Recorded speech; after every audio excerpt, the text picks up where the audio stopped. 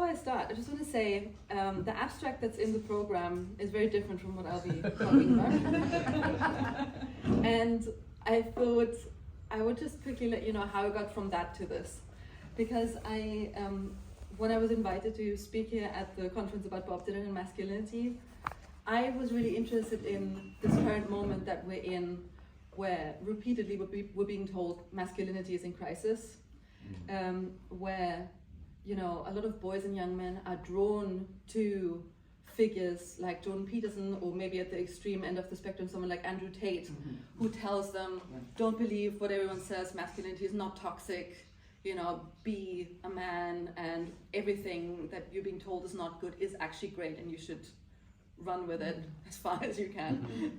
And so I was interested in how we could look to a figure like Bob Dylan, who has been working as an artist for over 6 decades now, and has been processing various different stages of his life, from young man maturing into an adult, to becoming a family man, a spiritual seeker, then middle age with all the crisis that comes along with it, or can come along with it, to an old man, and what lessons that could possibly tell us about masculinity. So that's why I started. And then I came across this great quote in The Atlantic that was written by Caitlin Flanagan last year in 2023. And she said, the opposite of toxic masculinity is heroic masculinity. And I was like, that's interesting. That's interesting. And I ran with that a little bit, because ever since he was a young man, Bob Dylan has been, I think we can say, burdened with this title of hero. And he has been very resistant to being called that. And I think it's mostly because he really rejected the responsibility that came with it. This idea that he had something to say about how people should live their life. And I mean, I suppose you can say that my original paper idea was kind of, trying to look to him for guidance, which is exactly what he didn't want to do. But so I had this idea of looking at Bob Dylan as not just a heroic figure, but rather how he has, particularly in the new millennium, reflected on his own career and his own path, and taken what is considered heroic, and in a particular heroic masculinity, into account. And I wanted to actually take as my vague template his Nobel lecture, in which he talks about 3 books. So he says in the Nobel lecture, specific books that have stuck with me ever since I read them way back in grammar school. I want to tell you about 3 of them: Moby Dick, All Quiet on the Western Front, and the Odyssey. Moby Dick, Herman Melville, one of the great American novels. All Quiet on the Western Front by Erich Maria Remarque, and Homer's Odyssey, of course. They're 3 very different books, but what they have in common is that their male protagonists each embody a different kind of heroic masculinity. Out of the 3, and I'm not going to go through them in that order, and this will become clear, hopefully. Out of those 3, the one that Bob Dylan most identifies with is Odysseus from the Odyssey. And it's pretty clear what the obvious parallels are. Bob Dylan is a traveler. He has spent most of his life on the road, and Odysseus is famously, his heroic deed is that he traveled for 10 years on his way home to Ithaca to his wife and son. Bob Dylan's songs are also full of journeys, either literal or spiritual. Actually, the first significant song that he ever wrote, which was addressed to his own hero, Woody Guthrie, the song to Woody, begins, "I'm out here 1,000 miles from my home." And of course, that was factually true. He had made it to New York City from Hibbing, Minnesota. But it also articulated a feeling that would take on a more symbolic meaning further down the road. And then there's the documentary No Direction Home. Let's see, how do I do this? Which begins, should have probably checked how you do this.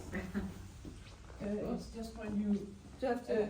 This one you don't need. Ambitions to set out and find like an odyssey. You're going home somewhere. I'm set out to find this home that I'd left a while back, and I couldn't remember exactly where it was, but I was on my way there, and encountering what I encountered on the way was how I envisioned it all. I didn't really have any ambition at all.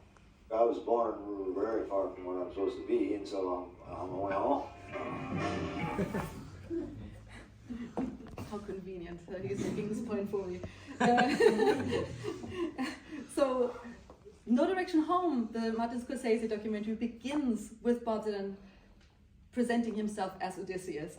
And there's a certain irony because he's almost spiting the title of the documentary, which is named after his song, Like a Rolling Stone, in which he says, you know, how does it feel to have no direction home? And he says, actually, I am on my way home. So Odysseus is a warrior, he is a seafaring man, but he is also, crucially, most famous for his ingenuity, his intellect, and his shrewdness.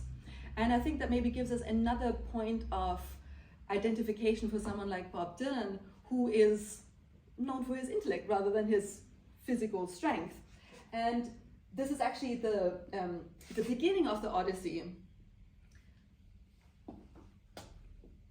Begins by saying, you know, tell me muse of the man, and then it's translated in different ways, you know, a man of many wiles, or of that skilled man in all ways of contending, of that ingenious hero, the man for shrewdness famed, and genius versatile, right? And I thought it was just funny that in 2018, Emily Wilson was the first female translator of the Odyssey, and she simply called him a complicated man. So, you know, Odysseus too contained multitudes. And of course, Bob Dylan ended his Nobel lecture with the opening words for the Odyssey. He said, he ended it by saying, "Sing in me, O muse, and through me tell the story," which is from the Robert Fitzgerald translation from 1961. Despite the grandiosity of Odysseus' story, involving many gods and monsters at every turn, Bob Dylan in his Nobel lecture actually focuses on Odysseus' relatability. He says, in a lot of ways, some of these same things have happened to you. You too have had drugs dropped in your wine. You too have shared a bed with the wrong woman. You too have been spellbound by magical voices, as Rebecca just talked about. Sweet voices with strange melodies. You too have come so far and have been so far blown back. And you've had close calls as well. You have angered people you should not have. And you too have rambled this country all around. And you've also felt that ill wind, the one that blows you no good. And that's still not all of it. He goes on. But so the relatability of Odysseus, I think, is very interesting, and I think it says something about how Bob Dylan relates to this particular kind of ancient hero. But as a young man growing up in the small town of Hibbing, Minnesota, Bob Dylan was getting restless, and maybe this was the early stages of him becoming Odysseus. But at first, he actually found himself drawn to a very different kind of masculinity. In No Direction Home, he describes, "This is our town, Hibbing, Minnesota, USA. I began listening to the radio. I began to get bored of being there. I thought about going to military school, but the military school that I envisioned myself going to, we couldn't get in, which was West Point. You know, I could always envision myself dying in some heroic battle somewhere. So I mean, maybe that era that is gone. So he's saying, I had always envisioned myself dying in some kind of noble battle, but those times are gone. And this leads me to All Quiet on the Western Front, the novel in which Paul Bäumer goes to war to fight in World War I in France. And like Paul Bäumer, young Bob Dylan believed in the idea of war as glorious and honorable. And I find this remark curious for several reasons. Bob Dylan had grown up in post-war America. He was inspired by certain new models of masculinity, a lot of which we've already heard about yesterday. Elvis Presley, Marlon Brando, James Dean. And actually those three are interesting because Jack Kerouac declared the three of them America's new trinity of love. And he says, America's new trinity of love. Dean Brando Presley, in parentheses now, written at instigation of the two Helens, Weaver and Elliott, 1957. I'm just realizing that I included the wrong clip, so I'm going to read it instead. Up to now, the American hero has always been on the defensive. He killed Indians and villains and beat up his rivals and surled. He's been good looking, but never compassionate, except at odd moments and only in stock situations. Now, the new American hero, as represented by the trinity of James Dean, Marlon Brando, and Elvis Presley, is the image of compassion in itself, and that makes him more beautiful than ever. So this is kind of like what Dylan was shaped by. And three other men who had a big impact on Dylan, and again, I'm not telling you anything new, we've already talked about this, were Johnny Ray, Buddy Holly, and Little Richard. And Bob Dylan said in 1985, my first pop hero was Johnny Ray. And of course, I admired Buddy Holly a lot. And when Little Richard passed, he said, he was my shining star and guiding light back when I was only a little boy. He was the original spirit that moved me to do everything I would do.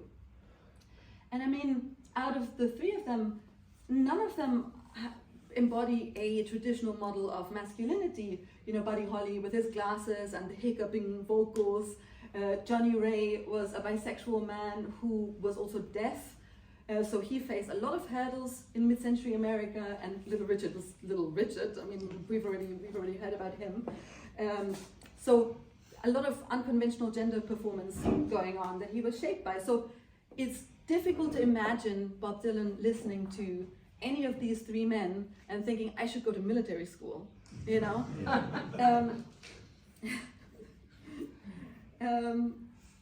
And it's also hard to believe that the same boy who would go on to write only a few years later songs like Masters of War and With God on Our Side, that he wanted to go to military school. Sadly, by the time that the early 60s rolled around, he had changed his mind about wanting to die in battle. In 1962, for example, he also wrote a song called John Brown. And this wasn't included on the album. It was recorded for Freewheelin', but later, I mean, he played it live through the years, and then it came out on the MTV Unplugged album in the 90s. In John Brown, a young man is pressured into going to war by his mother. John Brown went off to war to fight on a foreign shore. His mama sure was proud of him. He stood so straight and tall in his uniform and all, his mama's face broke out into a grin. And she bragged about her son with his uniform and gun in these things she called a good old-fashioned war. But much like the protagonist in All Quiet on the Western Front, John Brown ends up horrified by the reality and brutality of war. And he eventually, John Brown actually gets to return home, unlike Paul Bäumer. He returns home to his mother, maimed and disillusioned. And John Brown is not the only song in which Dylan criticizes this kind of gender dynamic, in which a woman wants the man to prove his masculinity through violence so that she can brag about him to others. There's also the, for my purposes, very conveniently titled Hero Blues, which is also an outtake from the Freewheelin' sessions. In this song, the singer complains that his girlfriend wants him to be a hero, which entails fighting someone. And she gets these ideas from books and movies, which have conditioned her notion of what makes a heroic man. And this song is far more lighthearted than John Brown. And the singer eventually tells her, basically, it ain't him, babe. He says, you need a different kind of man, babe. You need Napoleon Bonaparte. And it's interesting to note that as a young man, Bob Dylan's first two significant relationships were with strong and independent women who challenged him both intellectually and artistically, Susie Rosello and Joan Baez. And both were politically engaged and against the war. So this was clearly not their gender dynamic. But back to this idea of him wanting to attend West Point, because No Direction Home is actually not the only time that he has mentioned this. He also wrote about it in Chronicles Volume 1. Oh, that's great. I hope this didn't happen to all my notes. Oh, great.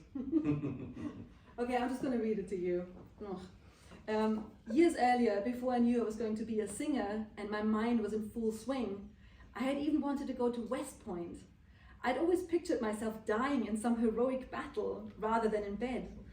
I wanted to be a general with my own battalion and wondered how to get the key to open this wonderland. Again, we have this point of him wanting to die in battle and wanting to be a general. And then he tells his father and uncle about this dream. And this is so annoying. I don't know what happened to the background. I thought it was being fancy with my slides, but it didn't work. So he tells his, maybe I can highlight it actually. No. Well, problem is that I didn't put them all in my in my presentation. So he said, I asked my father how to get into West Point, and he seemed shocked that my name didn't begin with a day or Van, and that you needed connections and proper credentials to get in there. His advice was that we should concentrate on how to acquire them. So he's kind of making a comment there about them being on the outside. I think there's an allusion there to them being Jewish, and therefore not having access to this career path of becoming a general with their own battalion. And then he says, my uncle was even less forthcoming. He said to me, you don't want to have to work for the government. A soldier is a housewife, a guinea pig. Go work in the mines. So his uncle's response, I think, is interesting because we almost see a foreshadowing to songs like John Brown or Hero Blues, in the sense that being a soldier is emasculating. In this case, not by a woman, but the loss of power that you have by consigning away your self-determination is to the government. And I say it foreshadows songs like John Brown and Hero Blues, but really with all of this we have to keep in mind this is Bob Dylan writing in the 2000s. And that's a theme that I think we see like through what I'll be talking about. This is him reframing his story, almost like his hero's journey, although I'm not necessarily following like the Joseph Campbell points of a hero's journey. But this idea of self-determination was really important, was really crucial for Bob Dylan. And I think he learned that, I don't know what happened, I'm so sorry. This is, but he believed that self-determination was crucial for what he wanted to do. And in one of the presentations yesterday, maybe it was about Little Richard, was this maybe Hugh Grayley, where he said, when I heard Little Richard, I realized I never wanted to work for anyone. I just Elvis, yeah. For Elvis, yeah, exactly. He had Elvis and said, I realized I never wanted to work for anyone. I wanted to do what I wanted. And so I think this idea of being an artist and this is very much related to his idea of self-determination. And I think this becomes stronger the more the idea of hero and voice of a generation is put on him, that he realizes, no, I don't want to be responsible for anyone else. I only want to be responsible for myself. And around that time, he started to become not disillusioned, but I think he let go of his idea of Woody Guthrie as his hero. The first quote here says, is Woody was my God. I was writing like I thought Woody would write. After I talked to him, I realized he wasn't a god. He was a man, and he taught me that men have reasons for what they do. Now, I just write what I feel. He said this in an interview in 1964. And in 1966, Nat Hentoff asked him, still, thousands of young people look up to you as a kind of folk hero. Do you feel some sense of responsibility towards them? And he says, I don't feel I have any responsibility, no. And I think perhaps most crucially, in 1977, he said to Ron Rosenbaum for Playboy. He said, "A hero is anyone who walks to his own drummer." So instead of, I imagine kind of like the marching soldiers, and instead of like falling in line and marching as part of a military procession, he is marching to his own drummer.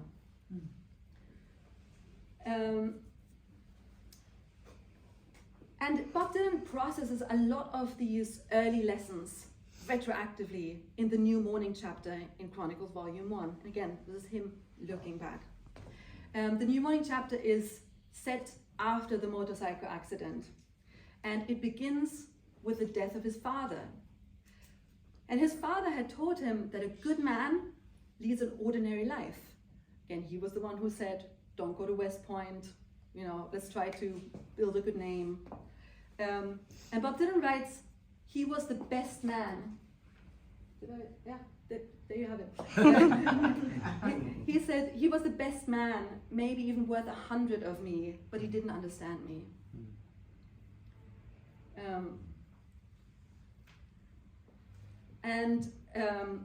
When he returns from the funeral, and then also Dylan says that actually now he especially mourned the loss of his father because now they had more in common than ever, because Dylan was now also a father 3 times over, and he wishes that he had been able to connect with his father on that level. And when he returns home, back to his new family home from his father's funeral, he finds a letter from the playwright Archibald MacLeish, who wants to collaborate with Dylan on his play Scratch. And Scratch is a retelling of the Faust story, which is about making a deal with the devil. And actually Grady Heron wrote a really great essay on that New Morning chapter as a kind of crossroads moment, where MacLeish kind of symbolizes a kind of devil. But certainly MacLeish symbolizes the opposite of his father. Not only is MacLeish artistic, whereas his father didn't understand him. When someone told his father that his son was an artist, he said, "Oh, isn't an artist a fellow who paints?" So his father didn't get what Dylan was trying to do. And Archibald MacLeish is a writer. He is sophisticated. And not only is he artistic, but he is also highly decorated. He even went to West Point. And the irony here is actually that it wasn't Archibald MacLeish who went to West Point, it was Carl Sandburg, and Dylan takes this kind of poetic license here. But in other words, MacLeish was a real-time hero, and he is on the inside, whereas Dylan was on the outside. And he says about MacLeish, he had the aura of a governor, a ruler, every bit of him an officer, a gentleman of adventure who carried himself with a peculiar confidence of power bred of blood. And again, there's this idea of maybe Dylan being Jewish and facing certain discriminations on that level. And what's also really interesting is that, I can go through the slides, but I don't think they show up, so I'm just going to read it to you. What's also fascinating is that in their conversation, one thing that MacLeish says to him, Dylan writes, "Archie said he liked a song of mine called John Brown, a song about a boy that goes off to war. Quote, I don't find the song to be about this boy at all. It's really more of a Greek drama, isn't it? It's about mothers, he tells me. The different kinds of mothers, biological, honorary, all the mothers wrapped into one. I'd never thought of that, but it sounded right." So, in other words, the two of them were in different categories. And Bob Dylan even thinks that he should ask Archibald MacLeish about some of the people that he identified with that were in the artistic world. And he wants to ask him about, quote, the hip, cool Ginsberg, Corso, and Kerouac, but he knows that wouldn't get him anywhere. Of course, Ginsberg, Corso, and Kerouac were in a different category altogether. They were outsiders like Dylan. They didn't belong in West Point, they belonged in Key West, where Dylan sings, I was born on the wrong side of the railroad track, like Ginsberg, Corso, and Kerouac. I had this so nice on the slides, like a different emphasis, but ultimately, Dylan concludes that after hearing a few lines from the script, this play wasn't for him. He says, I didn't see how our destinies could be intermixed. The play is dark and has an apocalyptic worldview, which was very much one way of looking at American society in the late 60s, a time of political upheaval and political assassinations and riots.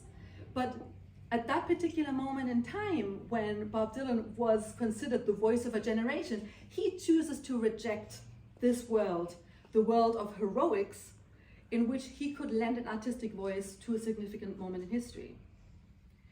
Instead, in this moment where he grieves his father, he chooses to focus on his family.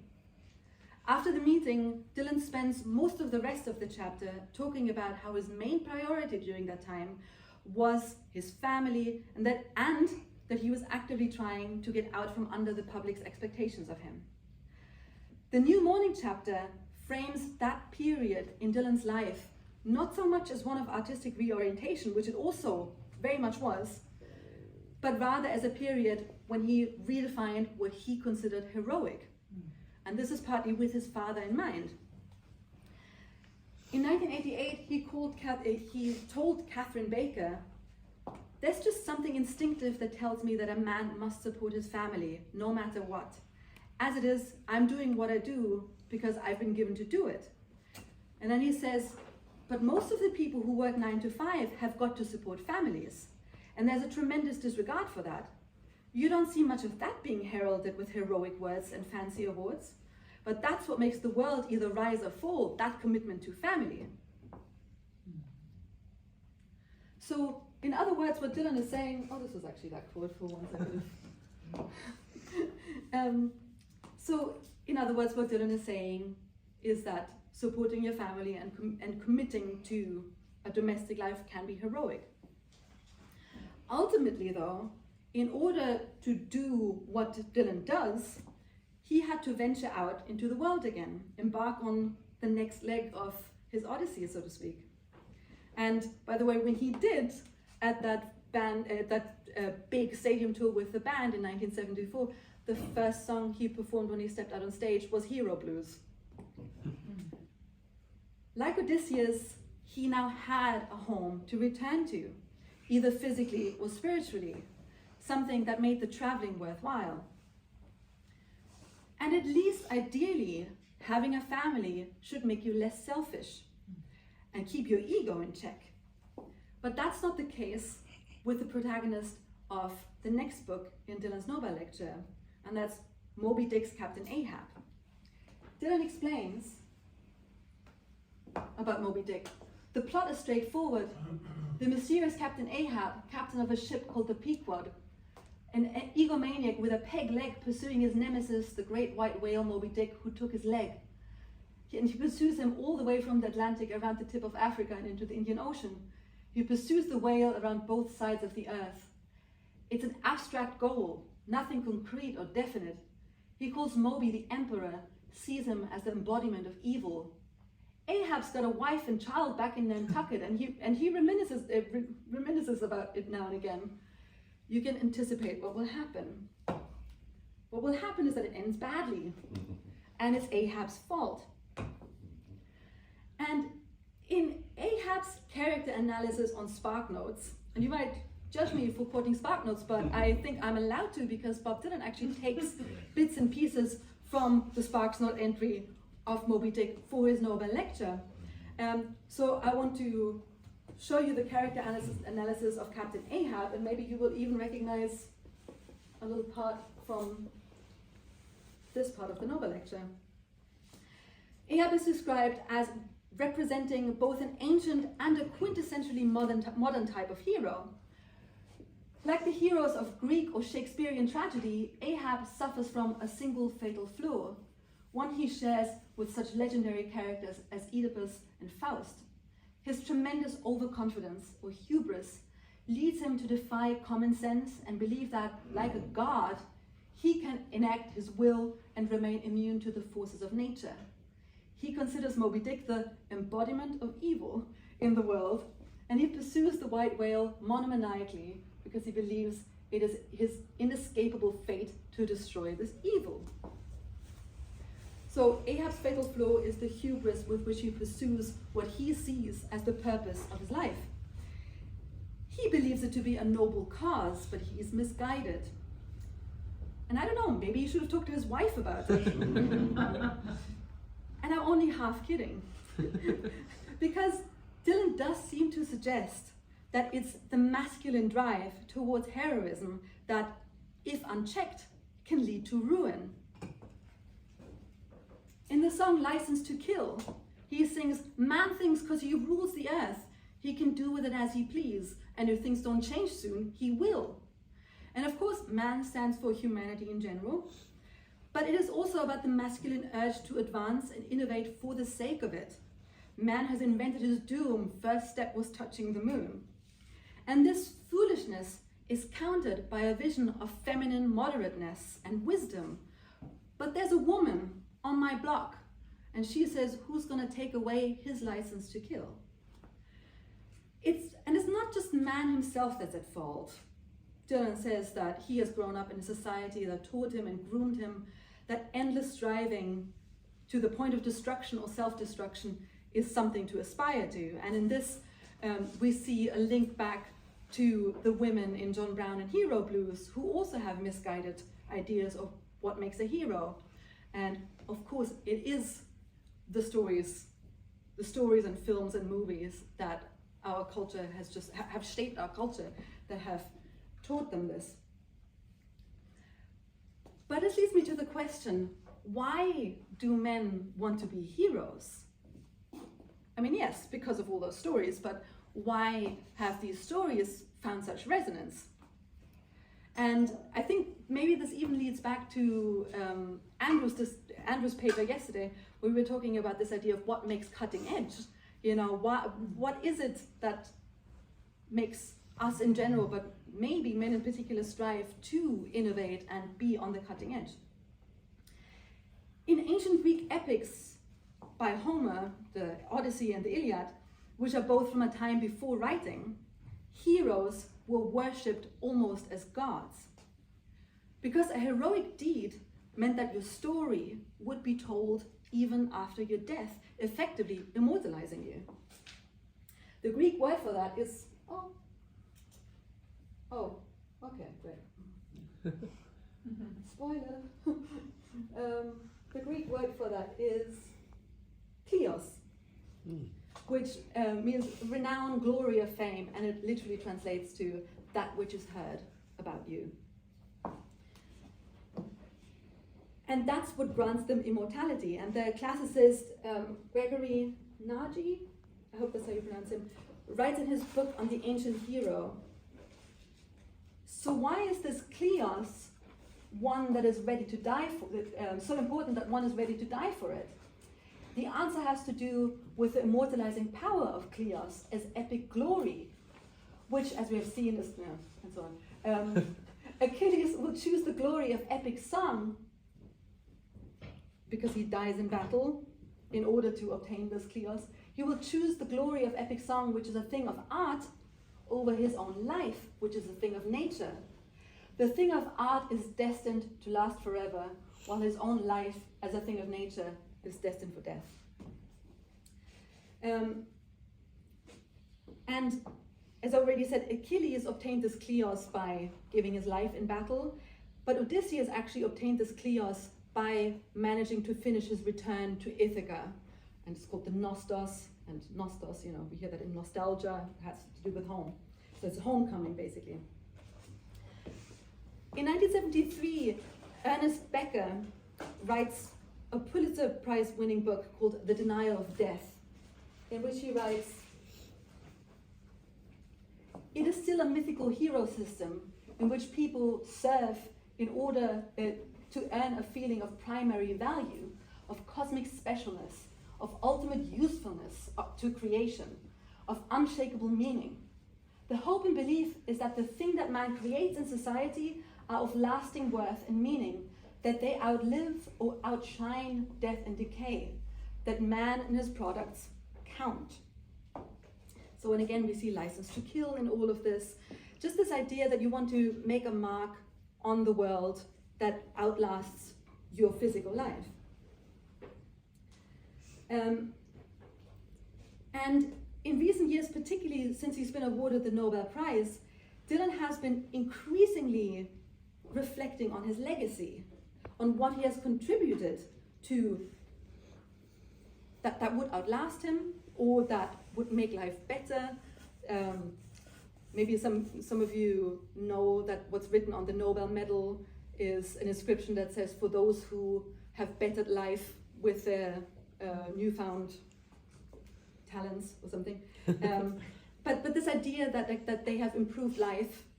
So I think since the Nobel Prize, I think Dylan has been reflecting a lot about his legacy and what he's leaving behind, like how he has contributed to society as an artist.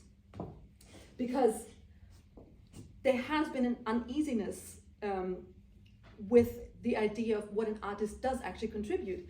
For example, in the song Don't Fall Apart on Me Tonight, he sings, I wish that I'd been a doctor. Maybe I'd have saved some life that's been lost. Maybe I'd have done some good in the world instead of burning every bridge I crossed. And in this, in interviews, he has also stated several times that if he were to start all over again, he would choose a different profession. But as it is, he has no choice because, as he says in the Rome press conference of 2001, it chose me. You know, and in No Direction Home, no, in the 60 Minutes interview, he talks about having made a deal with the chief commander, and I'd love to know when that crossroads moment happened. And online, many people have taken that quote out of context and interpreted it as an admission that he had made a pact with the devil, because there is a Faustian component to wanting to gain an immortalizing kind of fame, and I think that's why the Faustian myth is so lasting. And in this context of like Dylan reflecting on his legacy, I came across a very interesting quote. This is from a conversation with Elliot Mintz in 1991, and he says, "Well, legacy, that word is very similar to the word legion. That word which is also very similar to the word legend. Sorry, other way around. Okay, and in the Bible, that's the devil's name, legion. So when you're asking me about leaving a legacy, there's nothing really that there'd be any great interest on my part in leaving because of the nature of the word itself." And Elliot Mintz says, "How would you like people to remember you 100 years from now?" And he says, "If they remember me at all, it's devilish. Because that means that there's been a legacy left, and you don't want to leave a legacy. If you try to attain some type of righteousness in this world, you don't want to leave a legacy. A legacy of what, you know? It's all in the mind anyway." So with this quote in mind, it's interesting to consider a song that was written almost 30 years later. Oh. And that's my own version of you. I hope you're familiar with the song. I think you're safe. Yeah. So in my own version of you, the singer appears as Victor Frankenstein, bringing a creature to life from dead body parts. And I'm fascinated with the song. I love it because the song mirrors, on the one hand, Dylan's own recent writing process, which fuses together several borrowings, and it also brilliantly uses the theme of literal creation as an analogy for creativity and songwriting. But Dylan suggests it's a dark art. In Mary Shelley's 1818 novel, Frankenstein's ambition to create a creature that then turns out to be a monster is portrayed as cruel and selfish. He creates without any forethought about the outcome, about what he's putting out into the world and what he's leaving to the world. Likewise, the singer claims that he wants to do good for the benefit of all mankind, directly echoing the Nobel medal. But does he? Or is he just trying to save himself? He sings, "If I do it upright and put the head on straight, I'll be saved by the creature that I create." In other words, who's going to take away his license to create? And in the end, Captain Ahab also thought that he was ridding the world of evil by pursuing Moby Dick.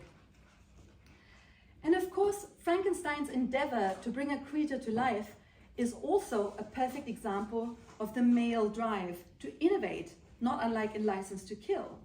And like in License to Kill, the singer's problem is his male hubris. It goes against nature. There is crucially, no female counterpart, unlike in License to Kill. And in this context, it's interesting to consider that a female Frankenstein would be far less likely because the female anatomy itself allows for the creation of life through, without any strikes of lightning or blasts of electricity. This begs the question, and allow me to go off script for a second here. What exactly would a female hero look like? Is it fair to measure female heroism by the same metrics as that of a man? Because it's worth noting that Becker's book, The Denial of Death, does not address gender at all. I mean, it was the early 70s, the male was still very much the default. But it is a shame because a more nuanced exploration of gender as part of this mythical hero system would perhaps lead to a deeper question of how and why this need to find purpose and to create something that outlasts you manifests in both men and women. And I have a great quote here where Bob Dylan says, "I think women rule the world and that no man has ever done anything that a woman either hasn't allowed him to do or encouraged him to do." In other words, while men gain heroic status for dedicating their life to something out in the world, perhaps even giving their life in battle or in pursuit of some singular purpose, women have historically been confined to the domestic sphere where they dedicate their life and sacrifice themselves in the home, raising the children.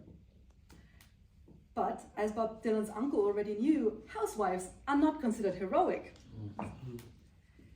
In the early 80s, when more and more women were entering the workplace, juggling new and old responsibilities, Bob Dylan recorded a song that is frequently cited as an example for his sexism.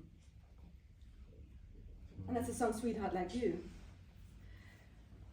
Because Dylan describes a scene in a bar here, and the bar serves as a metaphor for the cutthroat world of business. It's ruthless and it's patriarchal.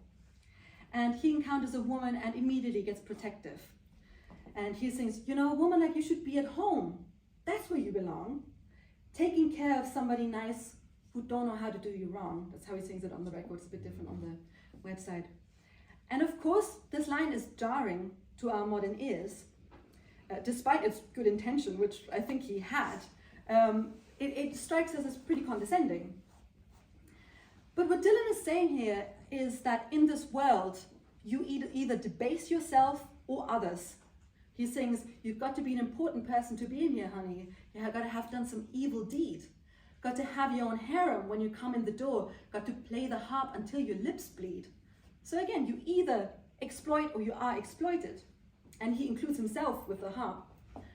So when he tells the woman he meets that a woman like you should be at home, although it's jarring, he is basically saying to her, you're better than this and you deserve better.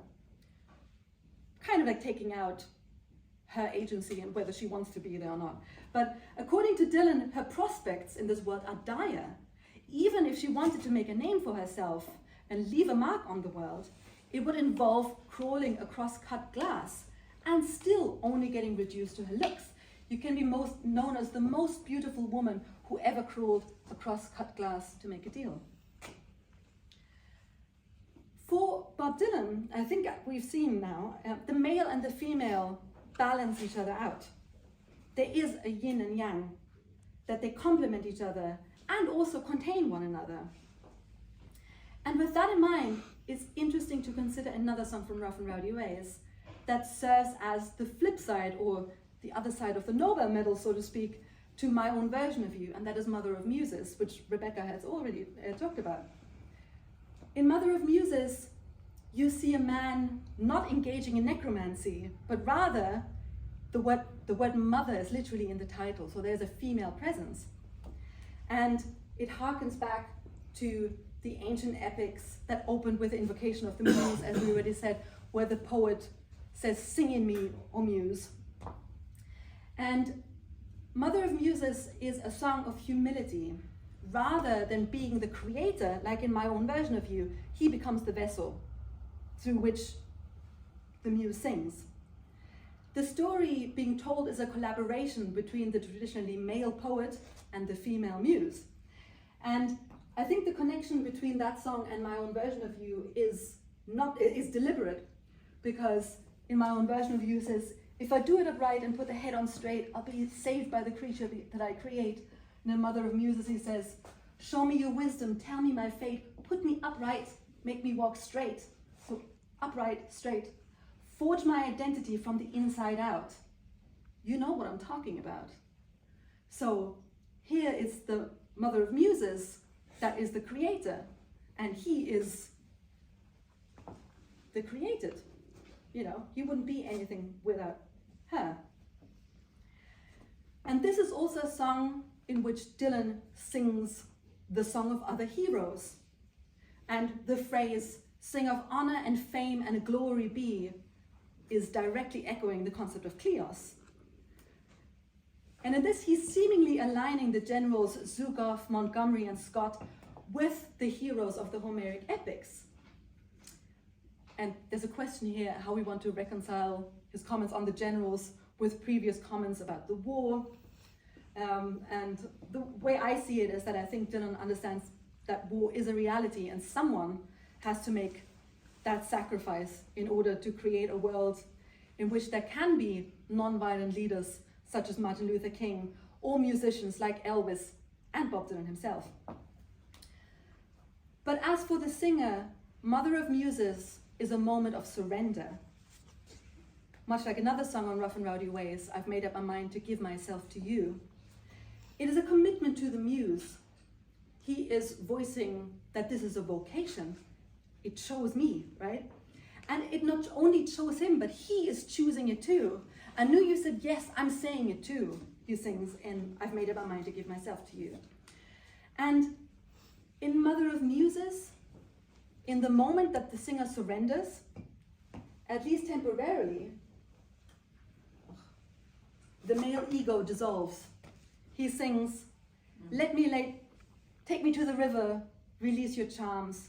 Let me lay down a while in your sweet loving arms.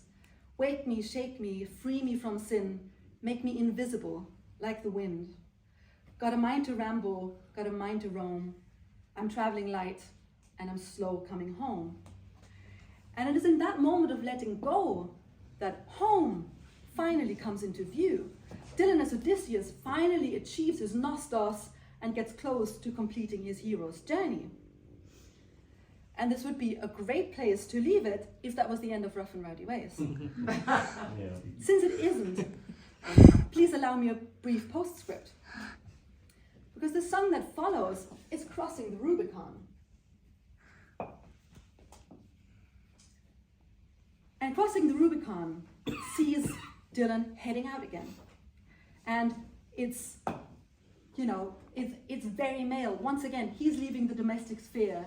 He says, I prayed to the cross, I kissed the girls, and I crossed the Rubicon. I embraced my love, I put down my head, and I crossed the Rubicon. And for one, Dylan is here answering his own question that he posed in my own version of You when he's saying, I asked myself, what would Julius Caesar do? Because Julius Caesar crossed the Rubicon, now he's crossing the Rubicon. And like many epic heroes before him, but because really Rough and Rowdy Ways is full of these references to epic journeys and epic heroes. Like many epic heroes before him, Dylan is getting ready to descend into the underworld, which is one of the kind of tropes of epics, with the Rubicon serving as a stand-in for the river Styx. We've looked at the books in the Nobel lecture and considered the visions of heroic masculinity that they spell out. But it's also worth noting that in Rough and Rowdy Ways, Dylan aligns himself with many different kinds of heroes, not all of them epic. We've already seen Julius Caesar here, but there's so many more. Walt Whitman, William Blake, Edgar Allan Poe, Beethoven, Chopin. Some of them really throw us for a loop, and not even all of them are male. I'm just like Anne Frank, like Indiana Jones, a fictional hero. Then British bad boys, the Rolling Stones, completing that trilogy. And that's just in the song I Contain Multitudes, which opens the album. And he is saying, you know, I contain all of these. Could this suggest that he is finally coming to terms with his own status as a hero? And this brought me back to Chronicles, because at the end of the New Morning chapter, once he had supposedly done everything in his might to throw the public off his trail, he writes, the old image slowly faded away in time. The old image slowly faded away, and in time I found myself no longer under the canopy of some malignant influence. That's the legacy, right? Malignant influence. Eventually, different anachronisms were thrust upon me. Anachronisms of lesser dilemma, though they might seem bigger. Legend, icon, enigma, Buddha in European clothes was my favorite. Stuff like that. But that was all right. These titles were placid and harmless, threadbare, easy to get around with them. Prophet, Messiah, Savior, those are the tough ones. Thank you very much.